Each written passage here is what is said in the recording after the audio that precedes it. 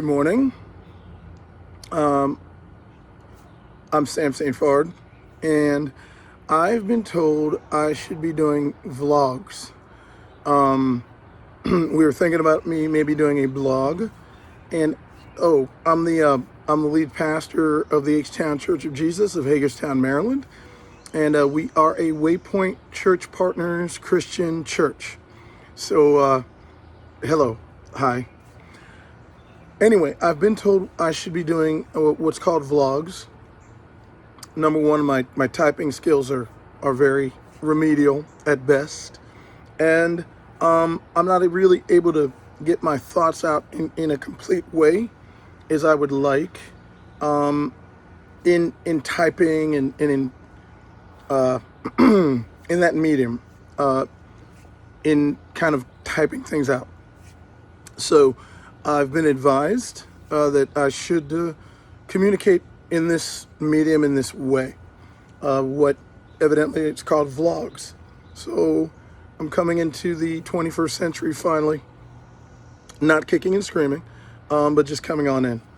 So what I wanted to do today is share my thoughts about Jesus, and express the difference between religion and faith that engages God in a genuine relationship. There is a difference. In fact, when we do go through the New Testament, which is really the Christian Bible, we're going to notice that those who were in the establishment, the religious establishment, were really the ones that Jesus opposed, because they had taken what God had intended to lead people into a relationship with Him and turned it into traditions and rituals and rules that really burdened people and burned them out and prevented them from having a genuine, authentic, heart-to-heart relationship with God the Father.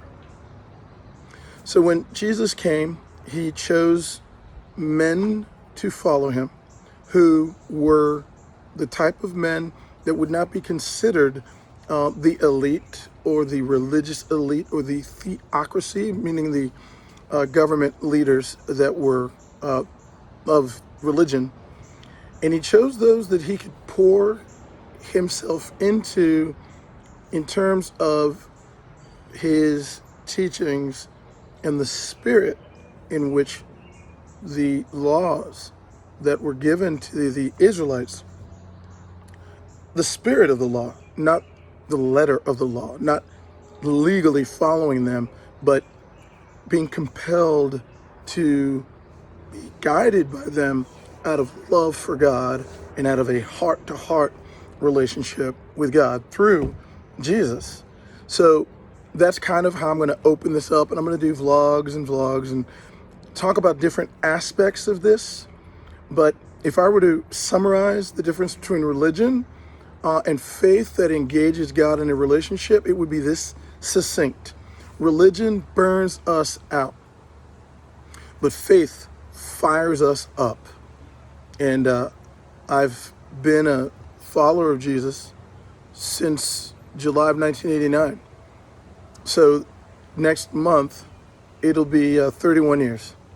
And I've had my ups and my downs. I've had my backslide moments, and that's an Old Testament for going back to my old ways. Repenting, coming back. Repenting meaning changing and coming back. However, overall, my lifestyle has been one of pursuit of Jesus and doing His mission, which is to help others come to know Him as well. Almost 31 years. More than the time I didn't know Him. I was 25 when I came to faith. It's going to be 31 years. So having established kind of that background, what I want to talk about today, and when you are in a relationship with God through Christ, one of the spiritual disciplines you develop quickly, and probably before you even are baptized into Christ, immersed, baptized, and baptized means, in the Greek, the original language in the New Testament, it means immersion. So prior to making that public declaration of your faith, you've already developed the spiritual disciplines of reading the Bible, not because it's a book, but because the Bible represents literally Jesus. And that's John chapter 1, verses 1 and 2. And praying, but not, again, as a ritual, but as a genuine way by faith to communicate with God. So as I was spending my time with God this morning and reading in Matthew chapter 14, I saw the story of Herod the Tetrarch and John the Baptist. Now, John the Baptist was 6 months older than Jesus. He was Jesus' cousin. And he baptized, as I said, baptism means immersion. So what that means in literal translation from the Greek, original language of the New Testament, to English is John the Immerser. He was 6 months older than his younger cousin Jesus. And he baptized Jesus in the Jordan River so that Jesus' earthly ministry could begin. I just have to believe those guys had a pretty close relationship. So Herod the Tetrarch was committing polygamy. It's against the law of Israel. John the Baptist was telling him that. You can't do this. It's wrong. You can't marry your brother's wife, Herodias, your brother Philip. You can't do it. Herod the Tetrarch, the son of Herod the Great, was fed up, had John the Immerser, John the Baptist, arrested. Herodias was fed up too, but she couldn't ask for his execution, which she desperately wanted. So at a party that Herod the Tetrarch hosted, Herod the Tetrarch then said to Herodias, hey, I want your daughter to dance for us. So she did. Now, when Herod saw his wife's or polygamous wife's daughter dance, he was so pleased that he said, I will give you whatever you want. And he said it with an oath. And prompted by Herodias, her mom, she said, I want the head of John the Baptist on a platter. Herod the Tetrarch was mortified. But because of his dinner guests and the fact that he had sworn it on oath, he granted her her wish. They immediately went, they beheaded John the Baptist, and they brought his head on a platter to Herodias. And that's who kept that head. So John's followers, and follower in, or apprentice in the original Greek, is disciple. That's what it is.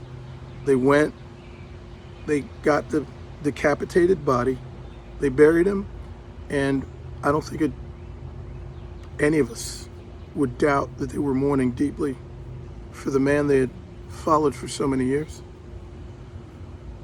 Then they went and told Jesus.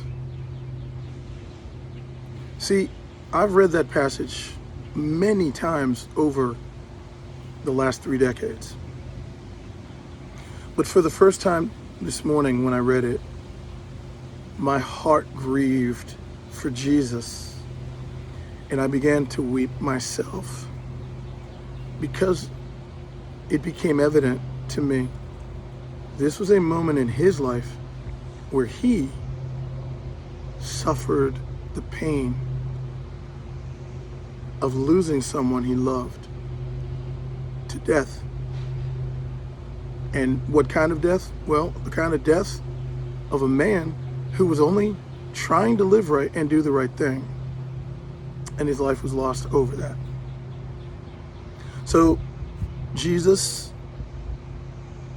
withdrew to a solitary place where I really genuinely believe he was going to pray and weep and feel the sorrow and the grief. But then thousands of people followed him, and instead of being like me and getting a bad attitude and say, get out of here, my cousin just died, he didn't do that. He actually had compassion on these people. He healed all their illnesses, and at some point it got to an hour of the day where they needed to be fed. He orderly sat them all down. He then instructed them, his disciples, those that followed him, feed these people. And he did a miracle. He took 5 loaves of bread and some fish and fed 5,000 men and their wives and kids. That's what he did in his full-blown grief. It was only after that that he retired, went up into the mountains all alone, and I can only imagine the pain of Jesus of Nazareth at that time. I wept today for the first time in over 3 decades of being a follower of Jesus. This was no longer a sanitized verse or passage I was reading in a book. This was the story of the man I followed, Jesus of Nazareth, who I genuinely believe because of his resurrection from the dead, and me actually connecting with his own pain, and in prayer apologizing to him for that moment in his life, and being so concerned about what Sam wants and how Sam wants to live, and give me this God, give me that God, that I forgot that God gave me everything he had when he let his own son die so I could be restored and I could be reconciled to him. Now, maybe some of you are watching this vlog and wondering, what does that even mean? How does that make any sense? We're good. Go to the Hagerstown Church of Jesus page. Private message us. We will get in touch with you. Now, our ministry's in Hagerstown. So really, I'm speaking to those of you in Hagerstown who are really done and fed up and burned out by religion, or straight up don't even know who God is, or have been so influenced by culture that you believe culture has anything to do with influencing Scripture. No. Scripture is genuinely of God, and Scripture helps us navigate culture. God does not submit to culture because he's God. But those of us who live in this culture, we navigate it because of our love for God. And when we love God, we genuinely love people. And I want to invite everybody, and I will always end my vlogs this way. If you're seeking a safe place where you can ask your questions, if you want fact-based answers to faith-based questions, come to the Hagerstown Church of Jesus. You will not be rejected. If you want to come to a place where you can belong before you believe, come to the Hagerstown Church of Jesus. If you want to come to a place where you can open up about everything you've ever done and you just know I'm living wrong and you will not be judged, and we will say to you, yeah, me too. Come to the Hagerstown Church of Jesus.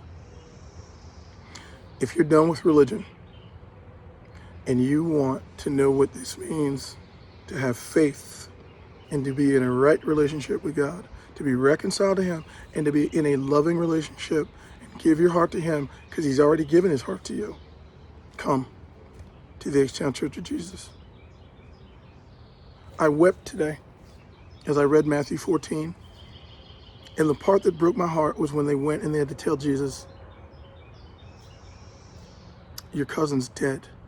They cut his head off. Oh. Wow.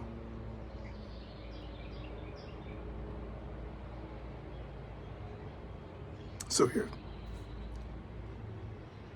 here at our church, we are not about religion. We are about relationships. So come. Have a great day.